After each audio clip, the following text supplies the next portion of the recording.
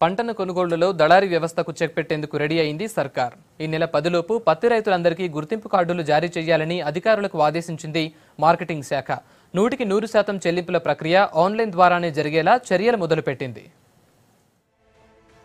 పంటల కొనుగోళ్లపై నజర్ పెట్టింది సర్కార్. సచివాలయంలో మార్క్ఫెడ్తో పాటు జిల్లా అధికారులతో వీడియో కాన్ఫరెన్స్ నిర్వహించారు మార్కెటింగ్ శాఖ ప్రిన్సిపల్ సెక్రటరీ పార్థసారథి. పత్తితో పాటు మక్కల కొనుగోళ్లకు తీసుకోవాల్సిన ముందస్తు జాగ్రత్తలపై అధికారులకు పలు సూచనలు చేశారు.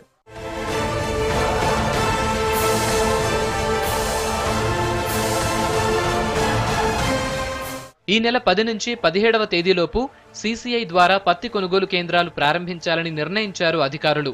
జిల్లాల వారీగా మొత్తం 84 పత్తి కొనుగోలు కేంద్రాలు ఏర్పాటు చేయనున్నారు. వే బ్రిడ్జిలు, తేమను గుర్తించే యంత్రాలు, కంప్యూటర్ లాంటి మౌలిక సదుపాయాలను వెంటనే ఏర్పాటు చేయాలన్నారు.